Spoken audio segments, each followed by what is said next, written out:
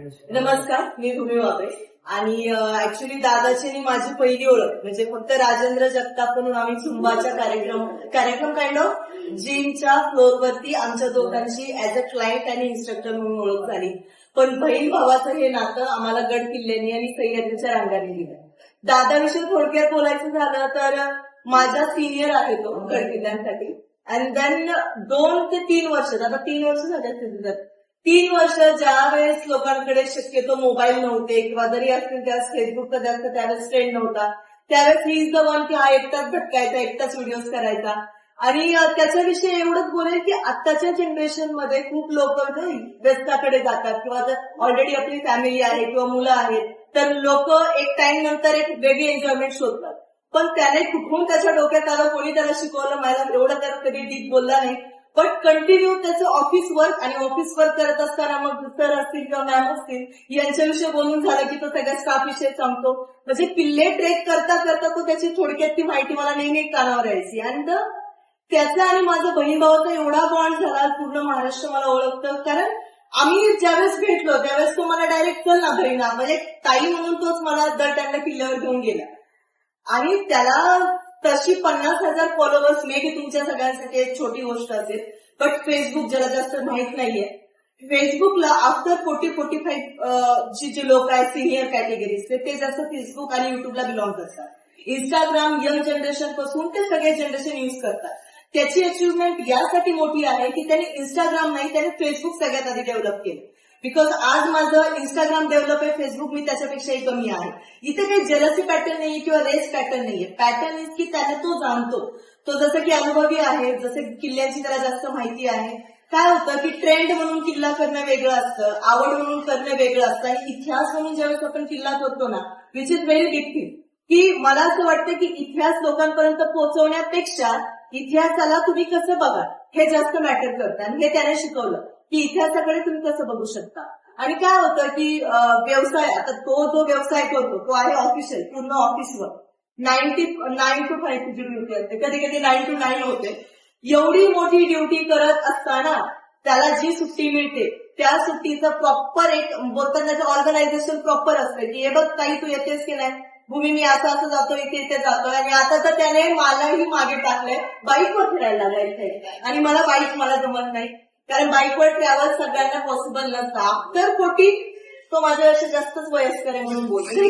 After 40 तो बाईकवरच travel करतोय. आणि आता मोस्ट ऑफ द टाइम आपण गावी वगैरे जातो ट्रॅव्हलिंग करता करता, आणि ट्रॅव्हल केल्यानंतर थकून माणूस झोपतो. हा थकून वेगळ्या एनर्जीमध्ये ट्रेकही करतो, खाली उतरतो, पुन्हा बाईकने घरी येतो. म्हणजे 50,000 फॉलोवर ही खूप मोठी गोष्ट आहे फेसबुक क्रिएटरसाठी. इंस्टाग्राम क्रिएटर काय कुठलीही फालतू व्हिडिओ तुम्ही पाहू शकता, त्याचे मिलियनमध्ये फॉलो आहे. पण आमचं काम एवढं टफ आहे ना, कारण दाखवताना ते प्रेझेंट करताना छोटंसं आता टोपीवरून एक उदाहरण घ्या की आम्हाला एक टोपी पण डोक्यावरती चढवताना 10 वेळा विचार करतो का ते लोक आम्हाला ट्रोल करणार आहे. आता तो मुलगा आहे, त्याला टोपी आहे, त्याचे कपडे आहेत. इव्हन मी मुलगी आहे, मला नेलपेंटचा कलर सुद्धा विचार करून लावावं लागतं, कारण मी किल्ल्यावर फिरतो. म्हणजे घाणेरडे कॉन्टेंट खूप चांगले व्हायरल होतात, पण चांगले कॉन्टेंटला प्रेझेंट करताना आम्हाला 100 वेळा विचार करायला लागतो की आता हे कसं प्रेझेंट करायचं. So moral of the story, कार्यक्रमाला लेट होत आहे त्यामुळे आपण कार्यक्रम संपवतोय. आणि दादा थँक्यू सो मच. दादाने मला इथे बोलवलं आणि दादा खूप खूप अभिनंदन. तुझी जर्नी मी जवळून पाहिली आहे. मला खूप आज माझं शूट होतं, मी शूट वरून पण मी इथे डायरेक्टली येणार आहे बिकॉज तुझ्या या अचिव्हमेंट मध्ये मला खरंच खूप आनंद होत आहे. So congratulation. राजेंद्र बोलत. मी थोडंसं टप्प्याटप्प्यात बोलून, मला जास्त बोलायची सवय नाही. पण एक सांगेल, जसं तिनं सांगितलं की आमची कशी ओळख झाली, तिचेही मगरपट्ट्याचे वगैरे मी व्हिडिओ वगैरे पाहिले होते, झुंबाचे वगैरे, तिची आमची ओळख होती. मग तिला मी म्हटलं का नाही, मी गड किल्ल्याची होती, तू का नाही करू शकत, तूही माझ्यासोबत जॉईन कर. आपण दोघं बहीण भाऊ मिळून एक वेगळ्या इतिहासाला कवच निघालो. ती सुरुवात झाली. पण मूळचं जे कोविड नंतर आपल्याला बराचसा गॅप पडला होता, आपल्याला बराच वेळ होता. मग त्यावेळेस काय करायचं, लोक कुठल्या कुठल्या मार्गाला कशी कशी गेली होती. पण माझ्या त्यावेळेस मला फक्त ती गड किल्ले करायचे. पण त्यावेळेस माझं स्वप्न वेगळं होतं. म्हणजे त्यावेळेस म्हणतो ना आपण, म्हणजे मी पहिले ग्रुपातले जे गड किल्ले केले ना, गॉगल घालून, जीन्सची पॅन्ट घालून, डॅशिंग मध्ये वगैरे असे वेगवेगळे पोज वगैरे द्यायचे किंवा आपण एक स्वतःला हिरो टाईप म्हणजे किल्ल्यांवरती मी स्वतः हे करायचो की जसं माझं लोहगड, तलावंतीन, प्रबळगड, विसापूर हे किल्ले मी असे टॅशिंग मध्ये केले. पण माणूस म्हणतो ना की त्या ह्याच्यातून बघण्यातून भरपूर काही शिकता येतं. जसं माझ्याबद्दल झालं, 5-6 किल्ले केल्यानंतर मी क्वांटिटीच्या मागे लागलो.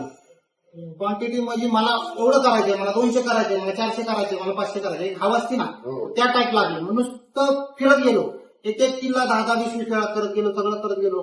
पण नंतर मला काही गोष्टी कळाल्या की नाही, तुम्ही जे करतोय ते चांगलं आहे, पण त्यात बघायला गेलं तर चुकीच आहे. क्वांटिटीपेक्षा एक क्वालिटी म्हणतो ना आपण, की आपण लोकांना काय देऊ शकतो. जेव्हा किल्ल्यावर गेलो, दरवाजापाशी फोटो काढला, आलो, मी लोगड केला, तसं नाही. तर मी ह्या महाराष्ट्राच्या बाहेरचे जेवढे पण चांगले इतिहासकार होते, जसे सचिन जोशी असतील, भूमी वाबळे असेल, बरेचसे लोकांना ज्यांच्याकडे जे नॉलेज मिळते, मावळा डेकरीज असेल, परत त्याच्यानंतर सांगायचं झालं तर तुमचं दुर्गवेद युवा मराठा फाउंडेशन असेल, टीम हडपसर असेल, रायगड असेल, सरसगडाच्या काही टीम असतील. मग मी दुर्ग संवर्धनाकडे वळलो. म्हणजे ज्या पण टीम दुर्ग संवर्धन करतात त्यांच्याशी हे झालो. पाण्याचे टाके असतील, तटबंदी असतील, बुरुज असतील किंवा ज्या काही घाटवाट असतील, साफसफाई करणे, त्यात मला रस मिळत गेला, त्यात मला आनंद मिळत गेला. आणि ह्याच्यातून मी काय करत गेलो, किल्ला बघायचाच आहे तर आपल्या नजरेनं बघायचा. कारण खरा इतिहास मलाही माहित नाही, तुमच्यापैकी कुणाला माहिती आहे मला माहित नाही. पण इतिहास वाचण्यापेक्षा इतिहास बघण्यात आणि त्याला स्पर्श करण्याचा अनुभवण्यात मी जास्त महत्व दिलं. मग एकाच किल्ल्यावरती गेलो तर मी 2-2 दिवस काढायला लागलो का, तर 1-2 दिवसात 4 किल्ले पण करू शकलो असतो, म्हणजे सगळे संपवायचे असते तर. पण नाही, एका दिवसात 2 किल्ले, 2 दिवसात 1 किल्ला का, तर त्याचं रिझन असं होतं की तो किल्ला बघताना व्यवस्थित बघता यावा.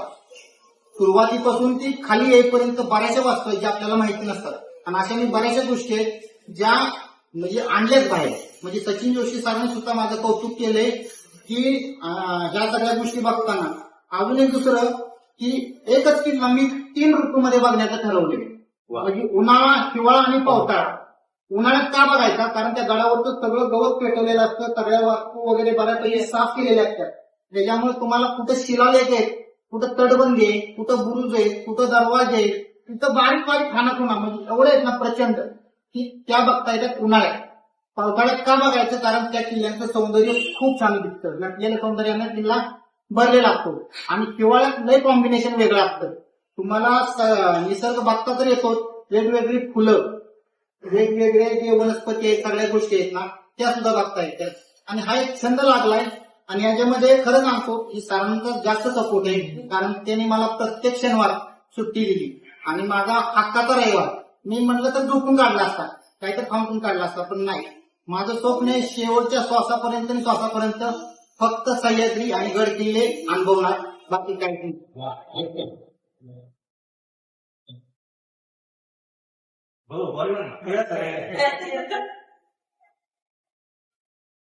आज आपण सगळे सहकारी मित्र या ठिकाणी आपल्यातलाच एक सहकारी राजेंद्र जगताप याचं खऱ्या अर्थानं कौतुक आणि अभिनंदन करण्यासाठी या ठिकाणी आपण सगळेजण या ठिकाणी जमलेलो आहोत. खऱ्या अर्थाने राजेंद्रने आणि त्याच्या अगोदर भूमिताईंनी राजेंद्रबद्दल या ठिकाणी सगळं सांगितलेलं आहे, त्याच्यामुळे मी काही जास्त बोलणार नाही. पण राजेंद्रनी जे सांगितलं आणि भूमिताईंनी जे सांगितलं की आपल्या महाराष्ट्राची मातीच अशी